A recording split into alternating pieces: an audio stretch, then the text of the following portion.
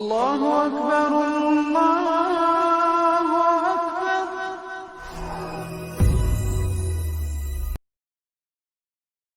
یقین نے لائن لگا رکھی تھی، آپ مسلسل لبیک پکار رہے تھے، یہاں تک کہ آپ نے چھڑی سے حجر اسود کو چھوا، پھر آپ نے طواف کیا اور صحابہ کرام نے بھی طواف کیا۔ اس وقت سیدنا عبداللہ بن رواحہ رضی اللہ عنہ تلوار حمائل کیے رسول اللہ صلی اللہ علیہ وسلم کے آگے آگے چل رہے تھے اور رجز کے یہ اشعار پڑھ رہے تھے: اے ابنائے کفار، ان کا راستہ چھوڑ دو، راستہ چھوڑ دو کہ ساری بھلائی اس کے پیغمبر ہی میں ہے۔ آج ہم اس کی تعویل پر تمہیں ماریں گے جیسے اس کی تنزیل پر تمہیں مار چکے ہیں، اور مار بھی ایسی ماریں گے کہ کھوپڑی اپنی جگہ سے چھٹک جائے گی اور دوست کو دوست سے بے خبر کر دے گی۔ اس طرح مکے میں آپ نے 3 دن قیام فرمایا، اور اس دوران میں سیدہ میمونہ بنت حارث ہلالیہ رضی اللہ عنہا سے شادی کی۔ وہ سید الشہداء سیدنا حمزہ رضی اللہ عنہ کی بیوی اور ابن عباس رضی اللہ عنہ کی خالہ تھیں۔ انہیں جب شادی کا پیغام ملا تو انہوں نے اپنا معاملہ سیدنا عباس رضی اللہ عنہ کو سونپ دیا، کیونکہ سیدہ میمونہ کی بہن سیدہ ام الفضل انہی کی زوجیت میں تھی۔ سیدنا عباس نے نبی صلی اللہ علیہ وسلم سے ان کی شادی کر دی۔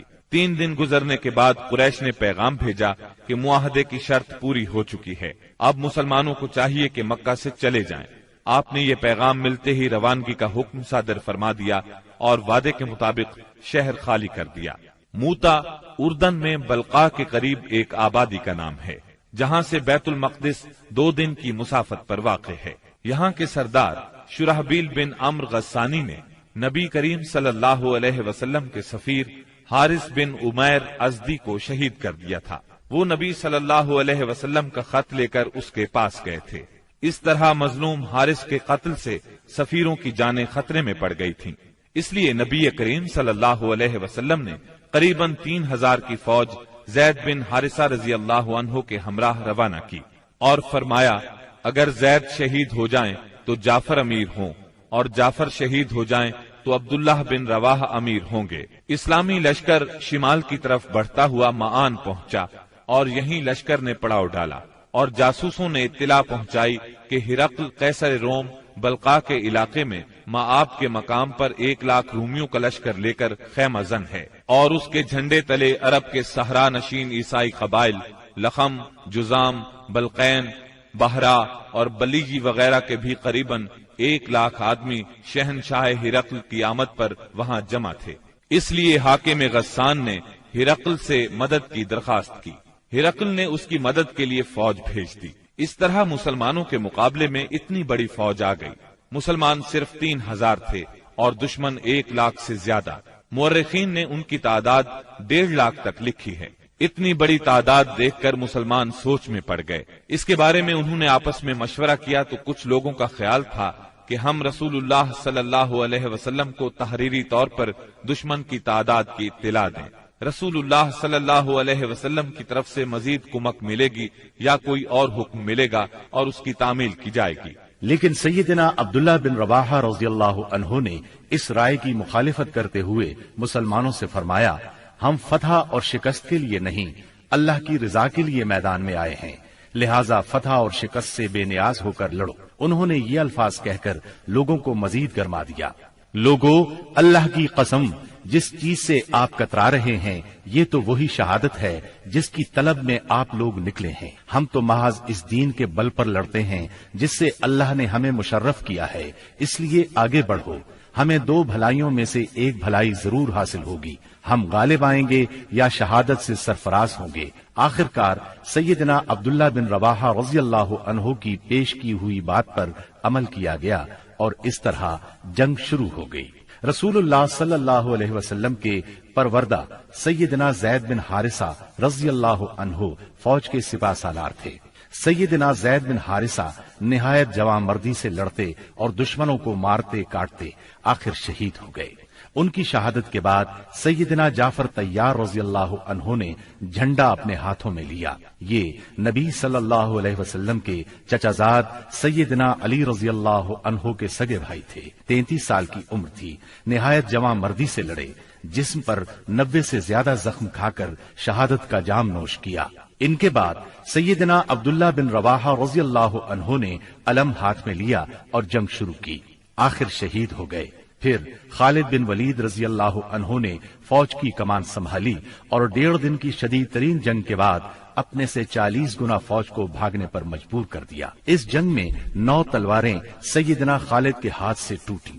ادھر نبی صلی اللہ علیہ وسلم نے صحابہ کرام کو مدینے میں اسی دن 3 سالاروں کی شہادت کی خبر دی اور بتلایا کہ اب کمان خالد بن ولید کے ہاتھ میں آ گئی ہے، اور اسی جنگ کے بعد سیدنا خالد بن ولید کو سیف اللہ کا خطاب عطا ہوا۔ صلح حدیبیہ کو منعقد ہوئے 2.25 سال گزر چکے تھے اور ہجرت کا 8واں سال ختم ہونے کو تھا کہ کفار مکہ نے عہد شکنی کی۔ ہوا یہ کہ قبیلہ بنو بکر نے، جو کفار کا معاون اور حلیف تھا، قبیلہ بنو خزاعہ پر حملہ کر دیا۔ یہ قبیلہ مسلمانوں کا حلیف تھا۔ اس کے نتیجے میں بنو خزاعہ کو شدید جانی و مالی نقصان پہنچا۔ ان بیچاروں نے امان بھی مانگی، بھاگ کر خانہ کعبہ میں پناہ بھی لی، مگر انہیں ہر جگہ بے دریغ قتل کیا گیا۔ یہ مظلوم جب الہک یعنی اپنے اللہ کے واسطے کر کے رحم کی درخواست کرتے تھے تو یہ ظالم ان کے جواب میں کہتے تھے لا الہ الیوم، یعنی آج اللہ کوئی چیز نہیں۔ مظلوموں کے بچے کچے 40 آدمیوں نے بھاگ کر اپنی جان بچا لی تھی۔ یہ لوگ نبی صلی اللہ علیہ وسلم کی خدمت میں پہنچے اور اپنی مظلومی اور بربادی کی داستان سنائی۔ عمرو بن سالم خزائی نے پردرد نظم میں تمام واقعات سنائے۔ اس نظم کے چند اشعار کا ترجمہ یہ ہے: قریش نے آپ سے وعدہ خلافی کی، انہوں نے اس مضبوط معاہدے کو جو آپ سے کیا تھا توڑ ڈالا، ہمیں خشک گھاس کی طرح پامال کر دیا۔ وہ سمجھتے ہیں کہ ہماری امداد کو کوئی نہیں آئے گا، وہ تو ذلیل ہیں اور قلیل ہیں۔ انہوں نے وطیر میں ہمیں سوتے ہوئے جا لیا، ہمیں رکوع اور سجود کی حالت میں پارا پارا کر دیا۔ اس طرح معاہدے کی خلاف ورزی کر کے قریش نے صلح نامہ حدیبیہ کو توڑ دیا، مگر بعد میں جب انہیں اپنی عجلت اور عاقبت نااندیشی کا خیال آیا تو رسول اللہ صلی اللہ علیہ وسلم کی خدمت میں ابو سفیان کو معاہدے کی تجدید کے لیے بھیجا، لیکن یہ ایک سیاسی چال تھی۔ رسول اللہ صلی اللہ علیہ وسلم نے انہیں کوئی جواب نہ دیا۔ ان حالات میں اس کے سوا کوئی چارہ نہ تھا کہ کفار کی سازشوں کے اس مرکز کو ہمیشہ کے لیے بند کر دیا جائے، تاکہ کفار کو مسلمانوں کی طاقت کا صحیح اندازہ ہو جائے اور وہ سازش کرنے کی جرات نہ کر سکیں، نہ فساد اور لڑائی پر آمادہ ہوں۔ چنانچہ رسول اللہ صلی اللہ علیہ وسلم 10,000 صحابہ کرام کے ساتھ ہجرت کے 8ویں سال رمضان المبارک میں مکے کی طرف روانہ ہوئے۔ جب مکہ چند میل کے فاصلے پر رہ گیا تو آپ نے صحابہ کے ساتھ پڑاؤ کیا اور حکم دیا کہ سب لوگ الگ الگ آگ روشن کریں تاکہ کفار مکہ کو مسلمانوں کی کثرت تعداد کا اندازہ ہو سکے اور ناحق خون ریزی نہ ہو۔ یہ نہایت مناسب اور کارگر ترکیب تھی جو اللہ تعالیٰ نے اپنے نبی صلی اللہ علیہ وسلم کو سجھائی تھی۔ اس منظر کا مکے کے کافروں پر بڑا اثر ہوا اور اس قدر روب بیٹھا کہ انہوں نے اس موقع پر جنگ کے بارے میں سوچا تک نہیں۔ راستے ہی میں اس وقت اسلام کے سب سے بڑے دشمن ابو سفیان نبی کریم صلی اللہ علیہ وسلم کی خدمت میں حاضر ہوئے اور اسلام قبول کیا۔ انہوں نے نبی کریم صلی اللہ علیہ وسلم کے ارشاد کے مطابق مکے پہنچ کر یہ اعلان کیا: جو کوئی ہتھیار پھینک دے گا اسے قتل نہیں کیا جائے گا، جو کوئی خانہ کعبہ کے اندر جائے گا اسے قتل نہیں کیا جائے گا، جو کوئی اپنے گھر کے اندر بیٹھ رہے گا اسے قتل نہیں کیا جائے گا، جو کوئی ابو سفیان کے گھر پناہ لے لے گا اسے قتل نہیں کیا جائے گا، جو کوئی حکیم بن حزام کے گھر پناہ لے گا اسے قتل نہیں کیا جائے گا، بھاگ جانے والے کا تعاقب نہیں کیا جائے گا، زخمی کو قتل نہیں کیا جائے گا، اسیر کو قتل نہیں کیا جائے گا۔ منگل 17 رمضان المبارک کی صبح رسول اللہ صلی اللہ علیہ وسلم مکے کی طرف روانہ ہوئے۔ آپ نے سیدنا عباس رضی اللہ عنہ کو حکم دیا کہ ابو سفیان کو وادی کے تنگ نائے پر پہاڑی ناکے کے پاس روکے رکھیں تاکہ وہاں سے گزرنے والی اللہ کی فوجوں کو دیکھ سکیں۔ سیدنا عباس نے ایسا ہی کیا۔ قبائل اپنے اپنے پرچم لیے وہاں سے گزرنے لگے۔ جب کوئی قبیلہ گزرتا تو ابو سفیان پوچھتے، عباس یہ لوگ کون ہیں؟ جواب میں سیدنا عباس رضی اللہ عنہ کہتے، بنو فلاں، مثلا یہ بنو سلیم ہیں۔ یہاں تک کہ انصار کا دستہ گزرا جس کا پرچم سیدنا سعد بن عبادہ رضی اللہ عنہ کے ہاتھ میں تھا۔ انہوں نے کہا، ابو سفیان آج خون ریزی اور مار دھاڑ کا دن ہے، آج کعبہ حلال کیا جائے گا۔ ابو سفیان بولے، عباس پامالی کا دن مبارک ہو۔ پھر رسول اللہ صلی اللہ علیہ وسلم اپنے سبز دستے میں تشریف لائے۔ آپ مہاجرین اور انصار کے درمیان میں تھے۔ یہاں صرف لوہے کی باڑ دکھائی پڑ رہی تھی۔ ابو سفیان نے کہا، سبحان اللہ، عباس یہ کون لوگ ہیں؟ سیدنا عباس رضی اللہ عنہ نے کہا، یہ انصار اور مہاجرین کے ساتھ رسول اللہ صلی اللہ علیہ وسلم ہیں۔ ابو سفیان بولے، بھلا ان سے محاذ آرائی کی کسے طاقت ہے؟ تمہارے بھتیجے کی بادشاہت تو بہت زبردست ہو گئی ہے۔ سیدنا عباس رضی اللہ عنہ نے کہا، یہ بادشاہت نہیں، نبوت ہے۔ ابو سفیان بولے، آپ ٹھیک کہتے ہیں۔ پھر انہوں نے رسول اللہ صلی اللہ علیہ وسلم کو سیدنا سعد رضی اللہ عنہ کی بات بتائی۔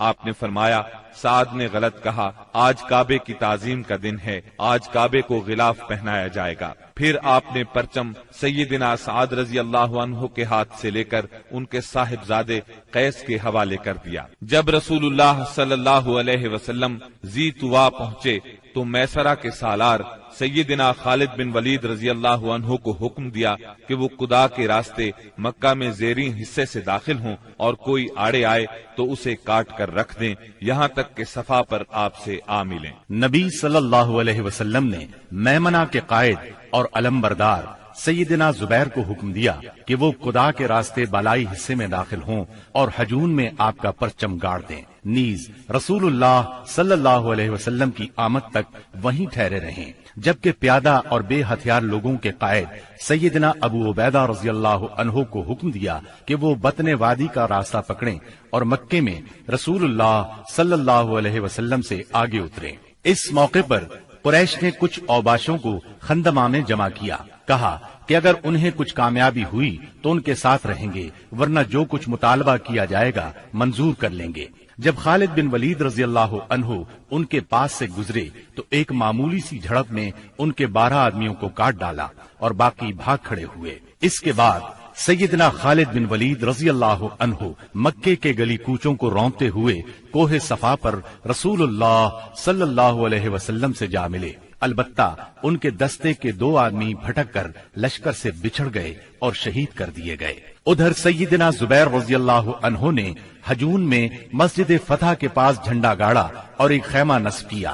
اس میں ام سلمہ اور سیدہ میمونہ رضی اللہ عنہما نے قیام کیا اور وہیں ٹھہری رہیں، یہاں تک کہ رسول اللہ صلی اللہ علیہ وسلم تشریف لے آئے۔ تھوڑی دیر آرام فرمایا، پھر آگے بڑھے۔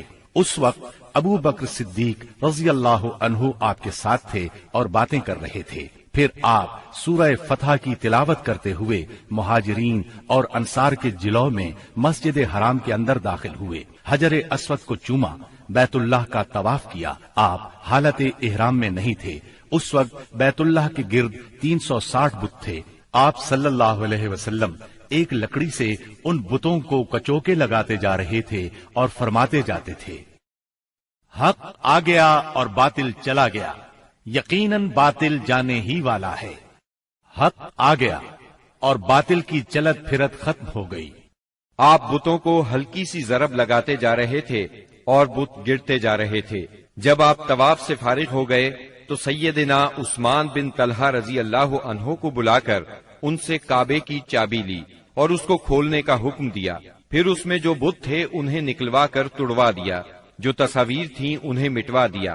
اس کے بعد آپ سیدنا اسامہ بن زید اور سیدنا بلال رضی اللہ عنہم کے ساتھ اندر داخل ہوئے اور دروازہ بند کر لیا۔ پھر دروازے کے مقابل کی دیوار کے رخ سے 3 ہاتھ کے فاصلے پر کھڑے ہوئے اپنے بائیں 1 ستون، دائیں 2 ستون اور پیچھے 3 ستون کیے اور 2 رکعت نماز پڑھی۔ پھر بیت اللہ میں گھوم کر اس کے اطراف میں اللہ کی تکبیر اور توحید کے الفاظ کہے۔ اس کے بعد آپ نے دروازہ کھولا۔ قریش مسجد حرام میں صفیں لگاتے کھچا کھچ بھرے تھے۔ آپ نے دروازے کے دونوں بازو پکڑ کر ایک بلیغ خطبہ دیا جس میں اسلام کے بہت سے احکام بیان فرمائے، جاہلیت کے امور کو ساقط کیا اور اس کی نخوت کے خاتمے کا اعلان کیا۔ پھر فرمایا، قریش کے لوگوں، تمہارا کیا خیال ہے میں تمہارے ساتھ کیا سلوک کرنے والا ہوں؟ انہوں نے جواب دیا، آپ کریم بھائی ہیں اور کریم بھائی کے صاحبزادے ہیں۔ آپ نے ارشاد فرمایا، لا تثریب علیکم اليوم اذهبوا فانتم الطلقاء۔ آج کے دن تم پر کوئی سرزنش نہیں، جاؤ تم سب آزاد ہو۔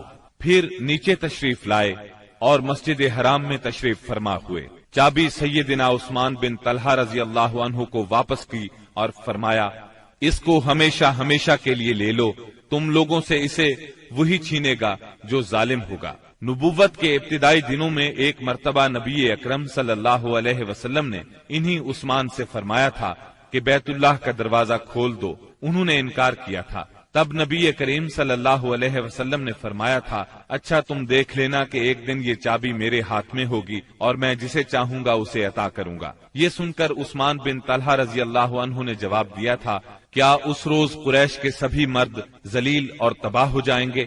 اس بات کے جواب میں آپ نے فرمایا تھا، وہ اور بھی زیادہ عزت دار ہوں گے۔ اسی روز رسول اللہ صلی اللہ علیہ وسلم ام ہانی بنت ابی طالب کے گھر میں داخل ہوئے، وہاں غسل کیا اور ان کے گھر ہی میں 8 رکعت نماز پڑھی، ہر 2 رکعت پر سلام پھیرا۔ یہ چاشت کا وقت تھا، اس لیے کسی نے اسے چاشت کی نماز سمجھا اور کسی نے فتح کی نماز مراد لی۔ ام ہانی نے اپنے 2 دیوروں کو پناہ دے رکھی تھی، سیدنا علی رضی اللہ عنہ انہیں قتل کرنا چاہتے تھے۔ اس بارے میں جب ام ہانی رضی اللہ عنہا نے بات کی تو آپ نے فرمایا، جسے تم نے پناہ دے رکھی ہے اسے ہم نے پناہ دی۔ ظہر کی نماز کا وقت ہوا تو رسول اللہ صلی اللہ علیہ وسلم نے سیدنا بلال رضی اللہ عنہ کو حکم فرمایا، بلال کعبے کی چھت پر چڑھ کر اذان دو۔ چنانچہ انہوں نے کعبے کی چھت پر چڑھ کر اذان دی۔ یہ گویا اسلام کے غلبے کا اعلان تھا، اور جس قدر یہ مشرکین کو ناگوار تھا، مسلمانوں کے لیے اسی قدر خوشگوار تھا۔ والحمدللہ رب العالمین۔ جب مکے کی فتح مکمل ہو چکی تو انصار کو فکر لاحق ہوئی کہ کہیں رسول اللہ صلی اللہ علیہ وسلم یہیں نہ ٹھہر جائے، کیونکہ بہرحال یہ آپ کے خاندان اور آپ کے قبیلے کا شہر تھا۔ اس وقت رسول اللہ صلی اللہ علیہ وسلم صفا پر ہاتھ اٹھائے دعا فرما رہے تھے۔ دعا سے فارغ ہوئے تو فرمایا، اللہ کی پناہ، اب زندگی اور موت تمہارے ساتھ ہے۔ اس سے انصار مطمئن ہو گئے، ان کا خوف جاتا رہا اور وہ خوش ہو گئے۔ رسول اللہ صلی اللہ علیہ وسلم نے مکے میں 19 روز قیام فرمایا اور اس دوران آثار اسلام کی تجدید کی، مکے کو آثار جاہلیت سے پاک کیا، نئے سرے سے حرم کے ستون نصب کیے اور آپ کے منادی نے اعلان کیا، جو شخص اللہ اور آخرت کے دن پر ایمان رکھتا ہے وہ اپنے گھر میں کوئی بت نہ چھوڑے بلکہ اسے توڑ دے۔ 25 رمضان المبارک کو رسول اللہ صلی اللہ علیہ وسلم نے 30 سواروں کے ساتھ سیدنا خالد بن ولید رضی اللہ عنہ کو عزا اور اس کا بتخانہ ڈھانے کے لیے نخلا روانہ کیا۔ سیدنا خالد بن ولید نے جا کر اس کو ڈھا دیا، یہ مشرکین کا سب سے بڑا بت تھا۔ پھر آپ نے رمضان ہی میں سیدنا عمرو بن عاص رضی اللہ عنہ کو سوا نامی بت ڈھانے کے لیے روانہ کیا، یہ حزیل کا سب سے بڑا بت تھا۔ اس کا استھان مکے سے شمال مشرق میں 150 کلومیٹر کے فاصلے پر رہات نامی مقام پر تھا۔ سیدنا عمرو نے جا کر اس کو ڈھایا، اس کا مجاور بت کی بے بسی دیکھ کر مسلمان ہو گیا۔ پھر آپ صلی اللہ علیہ وسلم نے سعد بن زید اشہلی کو اسی ماہ رمضان میں 20 سوار دے کر منات کی طرف روانہ فرمایا، یہ قدیت کے پاس مشلل میں تھا۔ یہ کلب، خزاع، غسان اور اوس و خزرج کا بت تھا۔ سیدنا سعد نے جا کر اسے توڑ دیا اور بت خانہ ڈھا دیا۔ فتح مکہ کے بعد بہت سے قبائل نے اسلام قبول کر لیا، لیکن حوازن اور بنو ثقیف کے قبیلوں نے چند اور قبائل کو اپنے ساتھ ملا کر 4000 کا لشکر تیار کیا اور مسلمانوں سے زور آزمائی کا فیصلہ کیا۔ نبی کریم صلی اللہ علیہ وسلم کو ان کے ارادوں کی اطلاع ہوئی تو آپ نے اپنے ایک صحابی کو تحقیق کے لیے بھیجا، انہوں نے تصدیق کی، تب آپ نے مسلمانوں کو تیاری کا حکم فرمایا۔ چنانچہ 10,000 مدنی اور 2,000 مکی فوج کا لشکر تیار ہو گیا۔ بعض لوگوں نے لشکر کی کثرت کے پیش نظر کہا، آج ہم مغلوب نہیں ہوں گے۔ یہ بات رسول اللہ صلی اللہ علیہ وسلم پر گراں گزری۔ شام ہوئی تو ایک سوار نے آ کر اطلاع دی کہ بنو حوازن عورتوں، بچوں اور اونٹ بکریوں سمیت نکلے ہیں۔ آپ یہ سن کر مسکرائے اور فرمایا، یہ کل انشاءاللہ مسلمانوں کا مال غنیمت ہوگا۔ 10 شوال 8 ہجری کی رات رسول اللہ صلی اللہ علیہ وسلم حنین پہنچے۔ وادی حنین مکہ معظمہ سے 30 میل دور واقع ہے۔ آپ نے وادی میں داخل ہونے سے پہلے سحر کے وقت لشکر کو ترتیب دیا۔ مہاجرین کا پرچم علی بن ابی طالب کو دیا، اوس کا پرچم اس بہت جلد حاضر ہوں گے۔ نیچے کامنٹ سیکشن میں اپنی رائے کا اظہار ضرور کیجیے گا۔ ہمارے اس چینل کو سبسکرائب کر کے نیچے موجود بیل آئیکن کو بھی ضرور کلک کیجیے گا۔ اگلی ملاقات تک کے لیے ہمارا اور آپ کا اللہ نگہبان۔